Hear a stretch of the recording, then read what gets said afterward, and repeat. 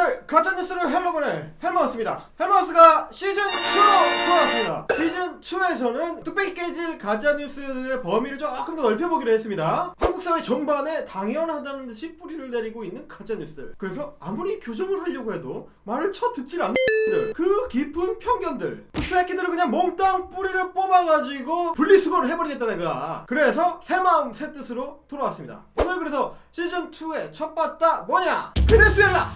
베네수엘라예요. 지겹다 정말. 한국 언론 환경에서 말이죠, 아도를 맡고 있는 그 베네수엘라입니다. 한국의 방구석 유튜버들이 아주 그냥 심심하면 진행한 씹던 껌처럼 다시 꺼내다가 씹기 때문에 그 베네수엘라 사람들은 도대체 알란가 모르겠어요. 로열티를 지급해야 될 것 같아.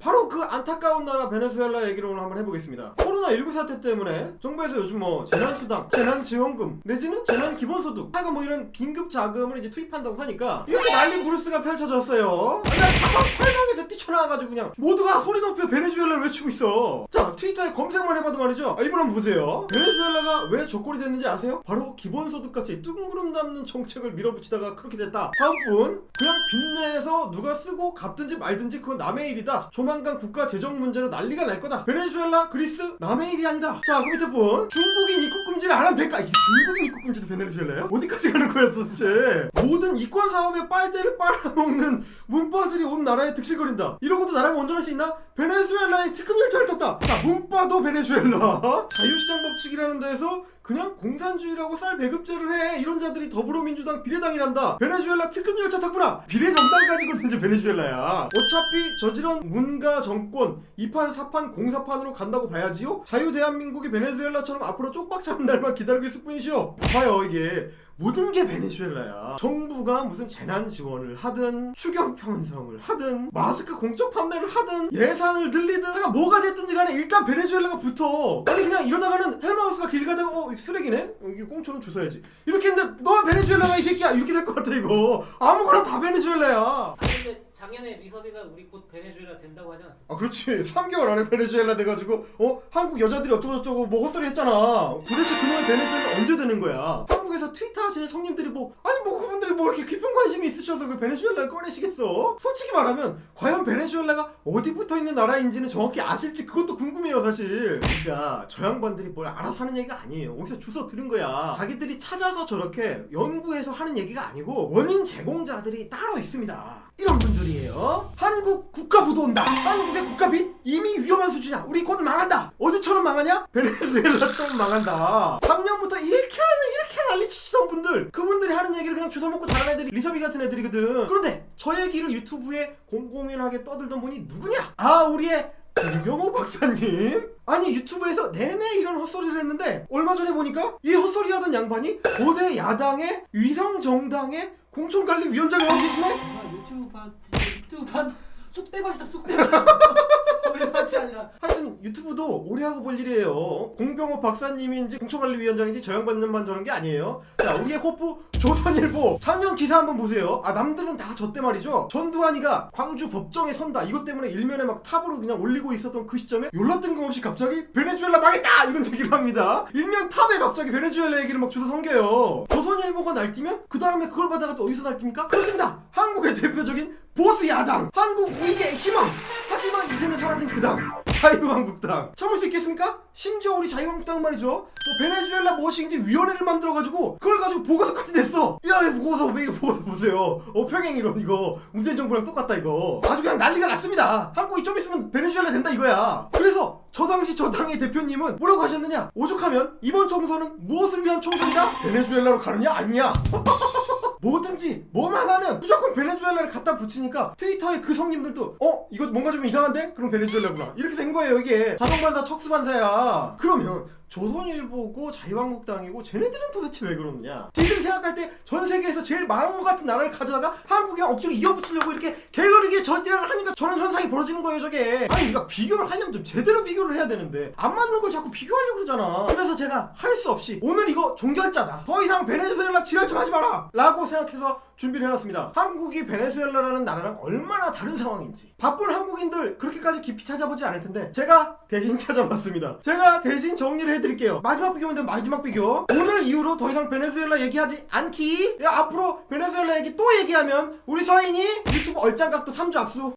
예? 일단 한국이랑 베네수엘라는 말이죠, 경제적인 사이즈 자체가 비교가 안 됩니다. 2018년 기준 한국 GDP 순위 몇 위? 전 세계 10위. 베네수엘라 64위입니다. 이게 순위 차이도 엄청나지만 단순 순위 차이에 그치지 않아요. 사이즈가 달라요. 한국의 1년 GDP 규모 1조 7천억 달러, 약 한 2천조 정도 되죠? 베네수엘라 얼마다? 960억 달러입니다. 20배 차이가 나요. 삼성전자 매출이 이 정도 될 텐데. 아니, 그러니까 보세요. 이 두 개 나라를 비교하는 게 말이 된다고 생각하세요? 그러면 산업구조 어떠냐? 한국의 산업구조가 과연 조금만 망가지면 베네수엘라처럼 될 수 있느냐? 그럴 수가 없습니다. 우리가 그렇게 되고 싶어도 안 돼. 베네수엘라는 말이죠, 수출품이다 라고 하면 다른 게 없어. 그냥 석유 온리 원이야. 이게 제가 과장을 하는 얘기가 아니고요, 수출품의 96%가 그냥 석유야. 석유밖에 없어.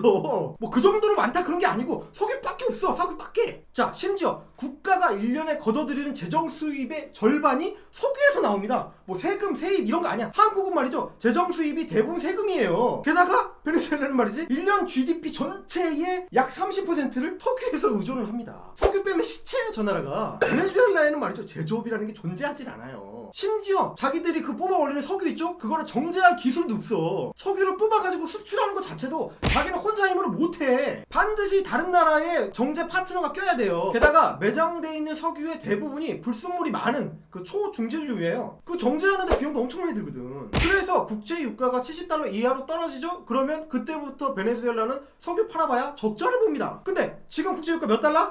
20달러대야. 퍼내면 퍼낼수록 개박살이 나요. 근데 한국은 제조업 국가. 제조업 오브 제조업. 제조업의 나라. 베네수엘라 크기만한 제조업 회사가 있어. 한일 제조업 회사가 베네수엘라 전체 GDP하고 맞먹는 매출을 올린단 말이죠.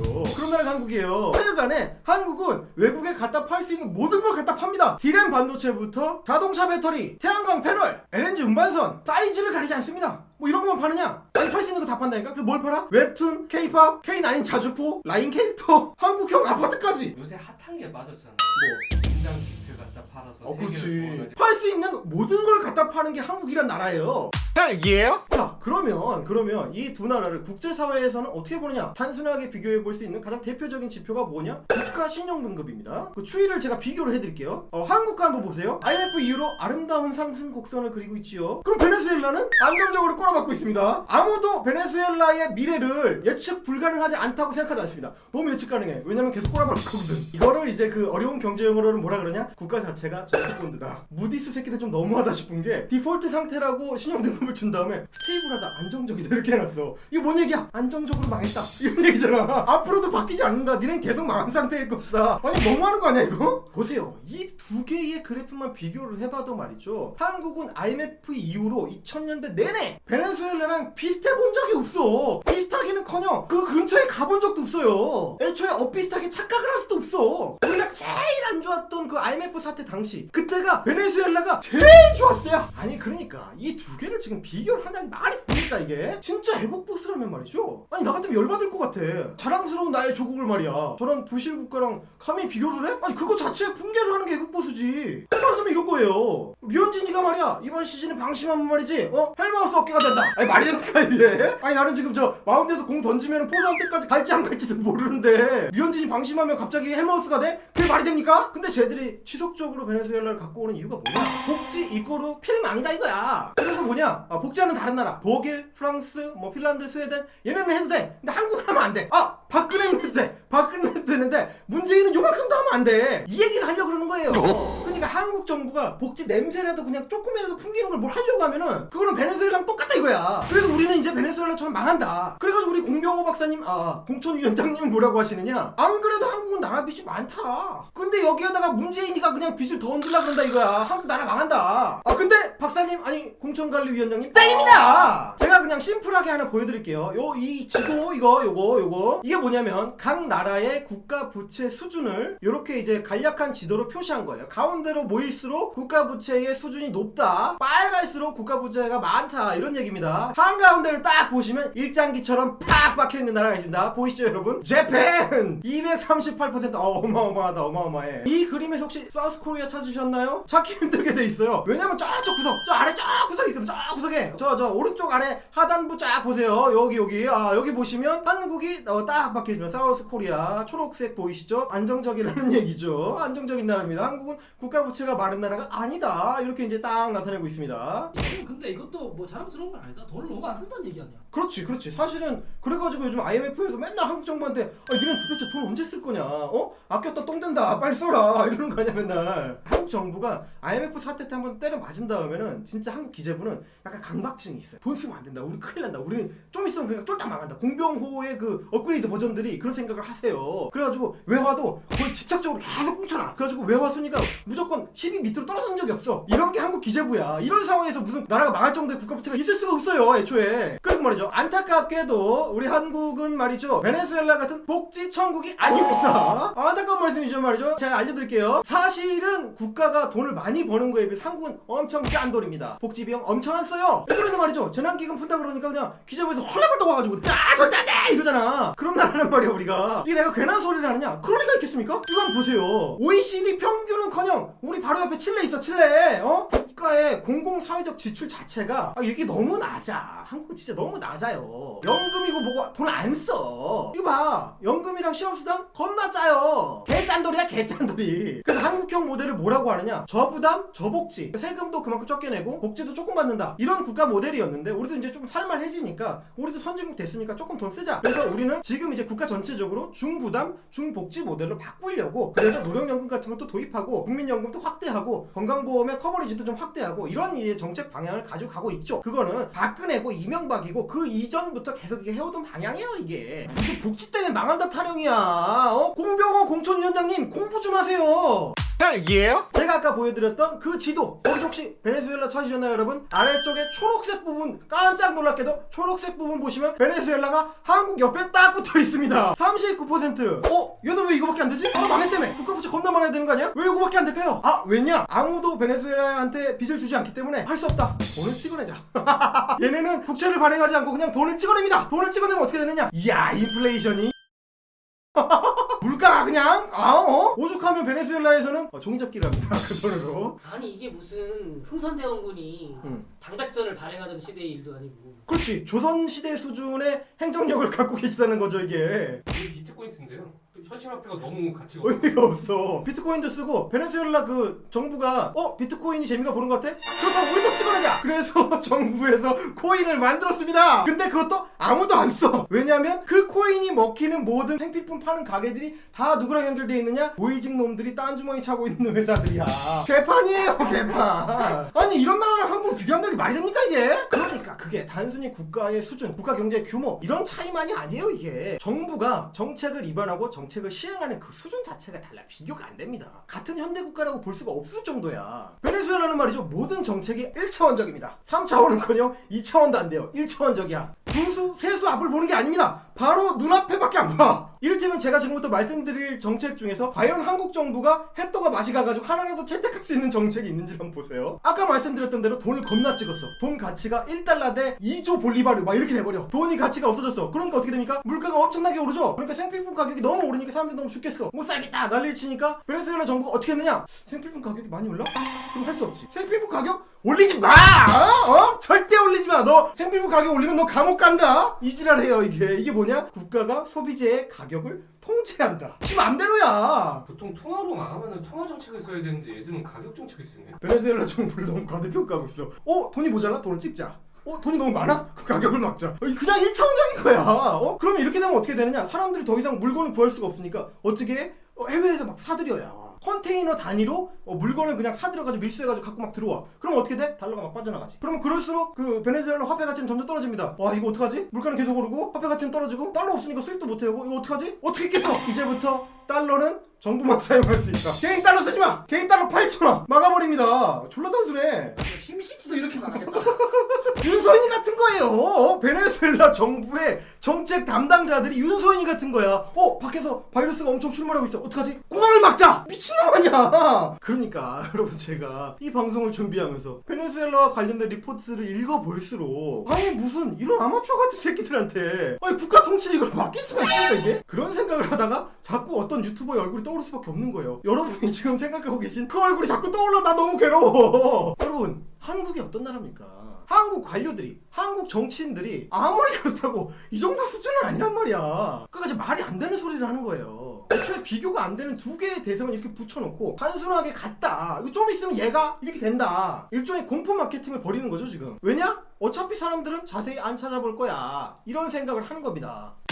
예? 지금 우리 가짜뉴스 새끼들이 하는 짓거리는 말이죠. 말하자면 전 지구에서 한국이랑 제일 거리가 먼 그런 나라를 가져와가지고 자꾸 한국이랑 똑같다고 우기는 거예요. 아니 좀 비슷한 걸 갖고 와서 우기든지. 하다못해 일본 같은 나라 있잖아. 제조업 강국이었다가 한국도 제조업 강국이니까 산업 경쟁력이 점점 떨어지고 부동산 거품 터지고 노령화 진행되고 이런 게 겹치면서 국가 활력이 점점 떨어지고 그러면서 망해가는 나라의 모델이 한국이 비슷하다. 이런 정도라도 비교를 하면 좀 들어보기라도 하지.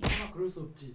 한국이 일본처럼 망해가고 있다. 그렇지. 말을 윤서인이 어떻게 해? 혐한 일봉이니까 한국을 깎아내리고 일본을 올려줘야 되니까 저런 소리는 못해요. 정상적인 비교는 애초에 할 수가 없어. 그러니까 어떻게 하느냐, 자꾸 그때 그날 전 세계에서 제일 망한 나라를 갖고 와. 2009년 금융위 때는 그리스 들고 오고, 그때 제일 망한 게 그리스였으니까. 80년대 90년대 그럴 때는 아르헨티나 가져오고, 그 시점에서 제일 망한 나라를 가져와가지고 한국이 저렇게 된다 이거야. 이 두 나라가 얼마나 비슷한지 얼마나 다른지 이런 걸 따지는 게 아니고 아무것도 몰라. 이 씨발 똑같아.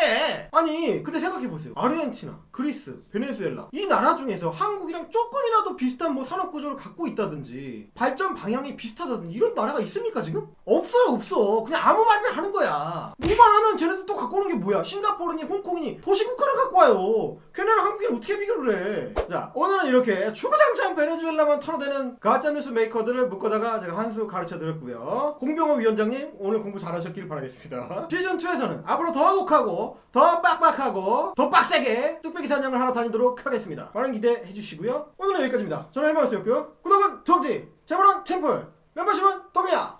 헤이 예!